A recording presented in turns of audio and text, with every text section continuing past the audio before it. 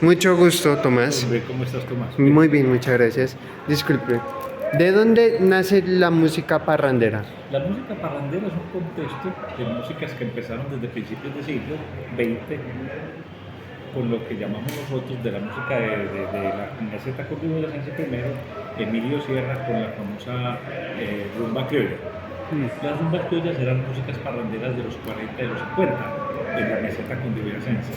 Eso llegó hasta Antioquia, una serie de músicas muy parecidas que a la rumba criolla, como muy encaminadas a tener ritmos de pasillo, de bambuco y de muchas cosas así, para poder decir que ya la rumba criolla fue una de las posibilidades o fue prácticamente el génesis del comienzo de la música parrandera. Y cuando hablamos ya de música parrandera paisa, ya hablamos de la música que entraba por tren desde México, desde Cuba, y empezó a generar una visión en los campesinos que estaban viviendo al lado de la carrilera. Y empezaron a hacer una serie de trabajos de músicas muy parranderas, sobre todo con motivos navideños, sobre todo al principio, ya inclusive lo más conocido en música parrandera paisa, el motivo navideño. Pero tampoco no podemos distinguirla con la que nosotros llamamos la música parrandera paisa, que ya es completamente de las montañas de Antioquia y que ya hace una connotación sobre lo que es el verdadero valor de la cultura paisa, de la cultura campesina paisa y la tradición oral. Mm. De lo que investigué, hay la música parrandera paisa, nace justamente del éxodo de los campesinos a Medellín. ¿Tú cuál consideras que es el factor de que el campesino se sienta tan identificado con la música parrandera? La tradición oral. La tradición oral lo que hace es mostrarnos a través de canciones cómo es que hablan o cómo es que hablamos aquí en Antioquia. Entonces eso hace que nosotros nos identifiquemos con el lenguaje. Más que todo, el aporte de toda esa música fue el lenguaje. Y el lenguaje es tradicionalista, es un lenguaje muy paisa, que ya no se habla sino acá, que ya no se habla sino de lo que normalmente se hablan las personas en las sociedades, en los pueblos, lo que hablan las sociedades también en las veredas, y lo que habla la sociedad en algunos sitios de la ciudad grande, que es la ciudad de Medellín. Estoy hablando con un coleccionista que se dedicaba justamente a la colección de música parrandera paisa y toda la música relacionada a Antioquia. Él me llegó a comentar que por cada 10 canciones grabadas en el siglo XX apenas se conserva una. ¿Por qué consideras que hubo tan mala preservación en su momento de la música antioqueña, haciendo énfasis en la música parrandera? No, lo que pasa es esto. Faltaron promotores, porque promotores los hubo de muchas maneras, sobre todo promotores discográficos. Esos hicieron que la música sonara en la radio, pero muchas músicas se perdieron, era porque no pagaban promotores. Eso fue lo que pasó, porque la música no deja de ser un negocio. Todas las músicas empezaron a funcionar es porque la radio también las diseminaba por toda la sociedad. La gente la escuchaba normalmente y la gente se acreditaba todas esas canciones. Pero hay canciones que se perdieron, es porque no tenían forma de pagar una persona que las valorara y las sacara. Yo también conozco personas que han hecho muchos trabajos de músicas parranderas que nunca salieron a flote, solamente se quedaron en el olvido. Las tienen grabaditas todavía en casetes, otros las tienen grabaditas de pronto en discos también de acetato, muy aparte, y hoy en día parecen que todavía hay personas que no utilizan esos promotores, porque el promotor de por sí lo que hace es hacer negocios con esas nuevas formas de sonoridades. ¿Consideras tú que pues en el siglo pasado la empresa como más importante relacionada a todo lo de música parrandera fue Codiscos y el formato de Seida? ¿O consideras que otras que pegaron más? Sonorus, Codiscos, Discos Fuentes. Discos Fuentes. Claro, todos ellos vinieron acá, ellos vinieron las primeras compañías discográficas que empezaron a hacer ese trabajo de grabación fueron prácticamente Codisco y Sonoluz. Dos empresas muy grandes a nivel nacional, tal vez la más grande a nivel nacional. En Cartagena estaba Fuentes, Toño Fuentes, Mm. Y en 1954 él optó por venirse para Medellín a competir desde el punto de vista capital para competir con Codisco y Sonoluz. De ahí salieron Discos Lira, Discos Victoria y un montón de compañías discográficas debajo de esas grandes compañías. Recordar también que Sonoluz fue una de las compañías que tuvo esa concatenación con la RCA Victor, que ya era una industria discográfica mundial bastante grande, ¿cierto? Mm. O sea, todas esas empresas discográficas lo que hicieron fue hacer trabajos de investigación también para poder sacar músicas y ganar plata. Lo único que buscaban era tener un ánimo de lucro. Mm. Ahí, con la entrevista que tuve con el coleccionista, él comentó que varios, pues, música se llegó a perder por justamente como llegaron a ser tantas, pues, obviamente varias no llegaron a ser rentables y simplemente cerraron y de ahí se perdió toda esa música. Sí, lo que pasa es que les faltaba tener un apadrinazgo con la industria discográfica. Era más que todo eso. Si nosotros conocemos, por ejemplo, a Leonel Ospina, ¿has oído mencionar a Leonel Ospina? Más o menos, sí. Bueno, Leonel Ospina fue un parrandero completamente grande aquí del municipio de Amagá, que queda aquí en el suroeste antioqueño. Y lo que él hizo fue venirse con su guitarra para Medellín y empezar a trabajar con las compañías. Yo no sé si trabajara con Sonoluz, me parece, o con Discos Fuentes, con uno de esos dos trabajó él. Pero fueron personas que trajeron toda esa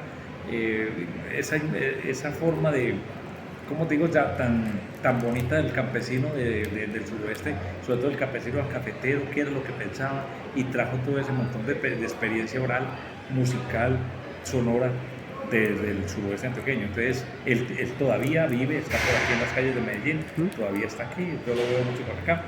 Es un personaje muy bueno, pero es un personaje que ya está mentalmente enfermo, pero ya está de mucha edad, pero has tenido un trabajo muy trascendental. Recuerda que a él le decían el jardinerito parrandero, el famoso cantante de María Teresa, que son músicas que sonaban en Navidad y suenan todavía en Navidad, suenan en Navidad. Sí, más que nada en estas regiones.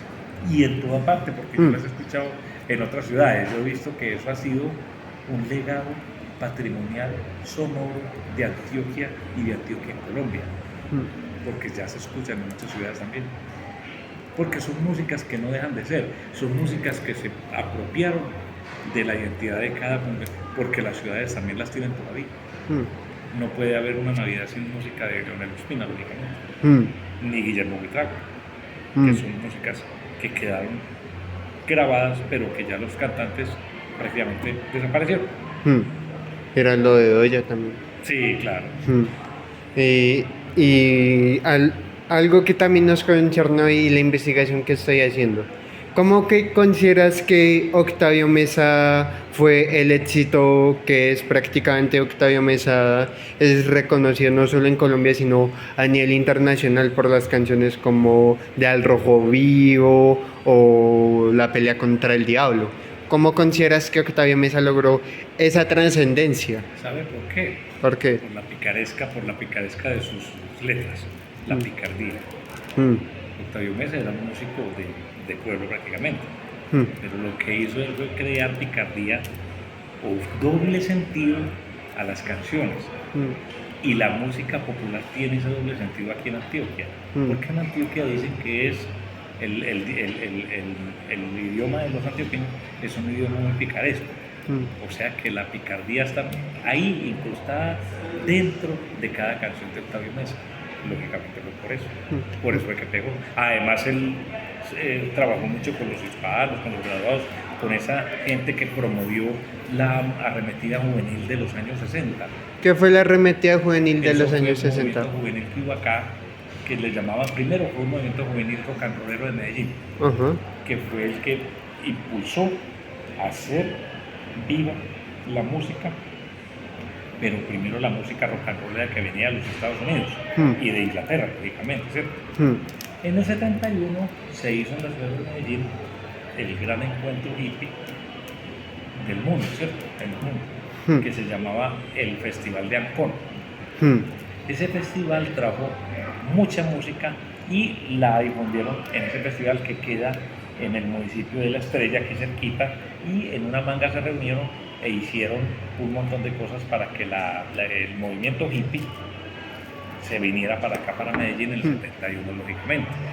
Eso trajo sonoridades también acá.